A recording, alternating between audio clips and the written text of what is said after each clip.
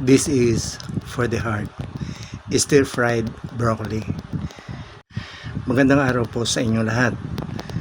Ang naisip ko po ngayong lutuin for the family ay itong broccoli.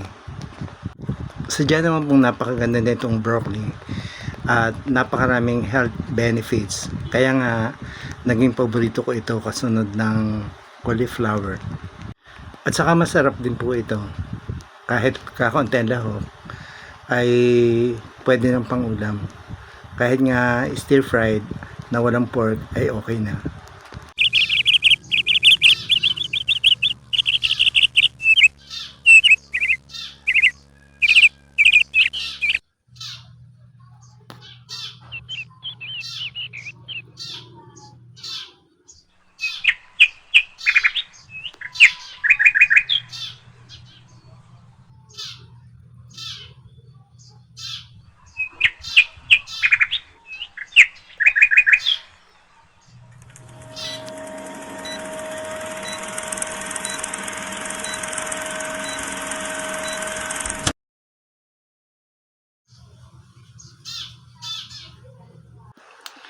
Pero itong lulutuin ko ngayon ay medyo mayroon akong inilagay na mga lahok dahil masarap din naman yung pagkain yung ipapang-ulam ay hindi naman basta lamang stir fried o kaya ay nilaga ang broccoli. Sa bagay, masarap ang nilagang broccoli kung ididip ito sa pinaghalong ketchup at saka mayonnaise.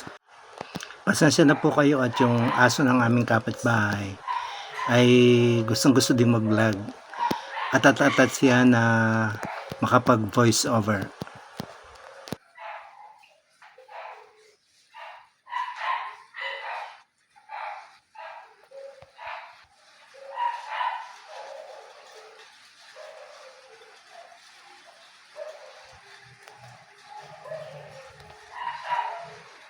Huhugasan po muna natin ang broccoli o ang ginayat na broccoli ng tubig na may kasamang kaunting asin at saka isang kutsarang baking soda. Sa gayon ay mapapanatili po natin ang pagiging green at healthy ng ating broccoli. Saka matatakot po yung mga insekto na nasa loob ng broccoli kaya lalabas ang mga ito. Magpapakulo muna po tayo ng tubig dito na rin sa kawali ng ating paglulutuan.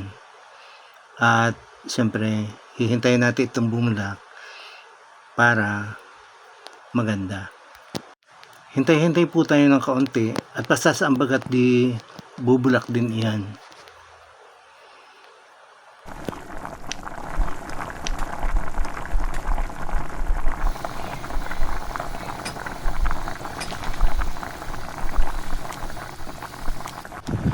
Pagkahubula ka na, ay di atin nang ibablanch ang ginayat na broccoli.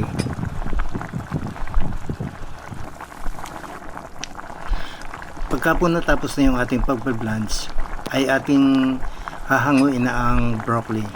Ilalagay natin sa isang malinis na lalagyan na may malamig na tubig para hindi tuloy-tuloy ang pagkalasog ng ating broccoli.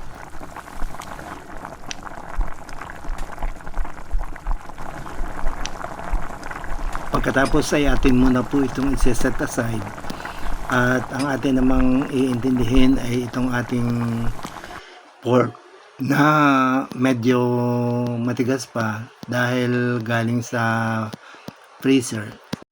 Huhugasan po natin itong maigi at sisiguraduhin natin na wala nang mga nakakapit na tipak-tipak na maliliit na yellow. Pagka malambot ng ating pork ay hahanguin natin ito sa tubig at sisimulan na natin itong gayatin sa maliliit na piraso.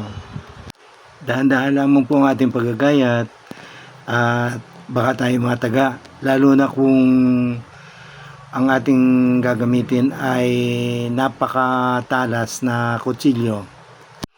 Ari po ay nausap ko lamang ang aking cellphone na kung maaari baga ay siya ay nakasandal muna doon sa may tabi ng lababo dahil Ang hirap ka din ho ng ganun nagagayat na hawak-hawak ko pa yung cellphone.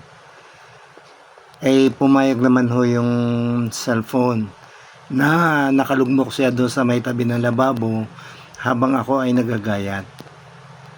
Sa totoo lamang, nung magkalkal po ako ng aking mga gamit nung isang araw, ay nakita ko na mayroon pala ako doong tripod.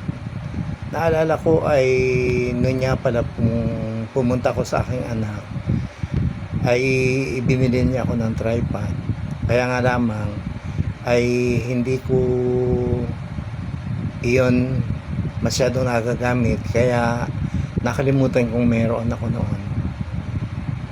At saka hindi ko po magamit ngayon tripod dahil napakaliit naman po ng aming kusina, ay hindi ko po alam kung saan ko din i-set up ang tripod para maganda ang view ng aking ginagawa. Kaya pinagpasya ko na po na hindi ko na lamang gamitin iyon at isasandal ko na lamang ang aking cellphone sa mga gilid-gilid ng aming kusina. Pagkatapos po ng 100 taong paggagayat ng ating pork, ay ang susunod naman po ay kinakailangan natin itong hugasang muli. Huwag po kayong mag-alala dahil bago naman po ako humawak diyan sa ating mga niluluto, ay sinisigurado ko na huhugasan ko muna ang aking kamay. Mayroon naman po dining malapit na mga sabon at saka mga dishwashing liquid na ginagamit ko sa paghuhugas ng aking kamay bago, katulad kanina nung bago ako naggayat, at saka nung kanina nung bago ako nag blanch ng ating broccoli. Pagkatapos ko pong mahugasan ng maigi yung ating pork, ay akin pong nilagyan na ng asin para mamaya pag niluto ko ay mayroon na kaagad yung lasa. Akin pong nilamas yung ulam na mayroong asin para kumalat yung asin dun sa lahat na ulam. Pagkatapos, yan po ay inilagay ko doon sa isang malinis na bowl at isinet aside ko para sa susunod na proseso ng aking gagawing pagluluto. Akin din pong hinalbusan muna ang ating pork sa kumukulong tubig para po maalis yung lansa at yung sobrang daming taba ng ating baboy. And then nagpainit na po ako ng mantika at hinihintay ko na lamang na yun ay uminit ng mainit na mainit para doon naman natin igisa ang ating hinalbosang baboy.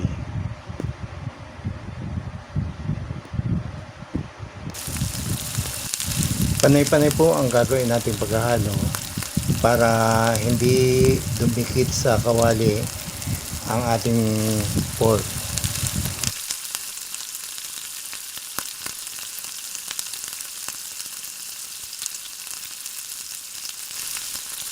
Lagyan na po natin ngayon ng patis para kapit na kapit ang lasa sa ating nilulutong ulam.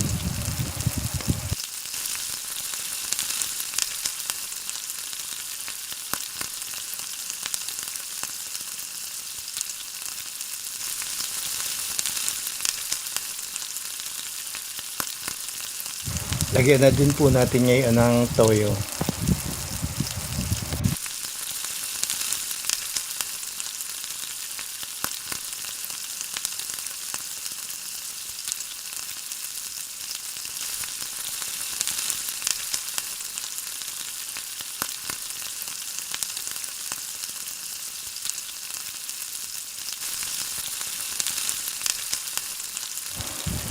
Dito na din po natin sangkotsahin ang ating sibuyas.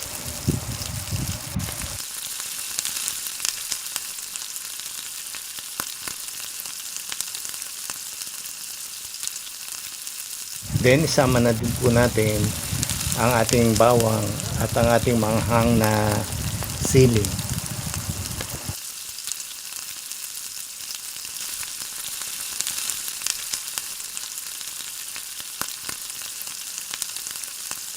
At pagkatapos ay atin na pong ilalahok sa ating mga sangkap ang ating pritong baboy. Di ka po yan lamang talagang ulam na. Tunay na amoy ko po ang bango. Lalagyan na din po natin ng tubig para hindi masyadong dumikit sa kawali. Pagkatapos ay atin na din pong lalagyan ng ketchup. Wala lang, pampaganda po ng kulay iyon. Di ka po'y pampadagdag din ng sarap ng pagkain pagka medyo mapula-pula ang ulam. Yung gapong parang talagang hiyang-hiya, lagyan na din po natin ng oyster sauce para lalong masarap. Then lagyan na din po natin ng dinurog na paminta.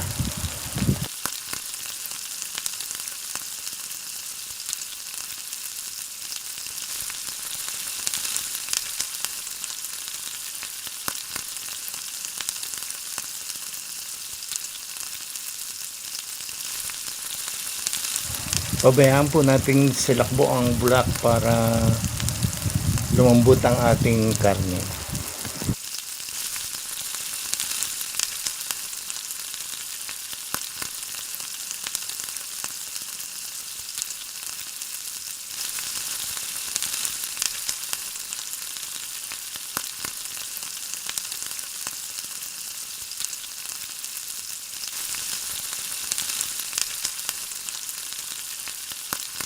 Sa puntong ari po ay ating isasahog na ang ating blanched broccoli.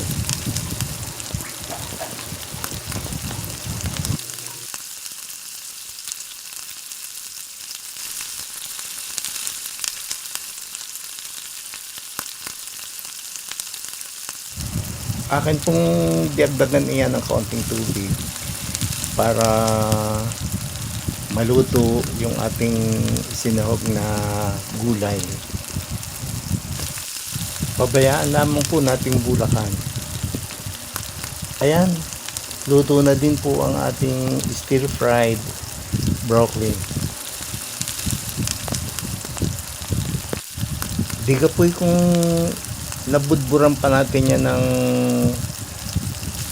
dried parsley o kaya ay tinadtad na spring onions, ay di ka po'y talagang napakasarap niyan tingnan. Pero pwera biro po ay saluhin ninyo ako at talagang napakasarap niyan. Maraming salamat po sa inyong pagsama sa akin.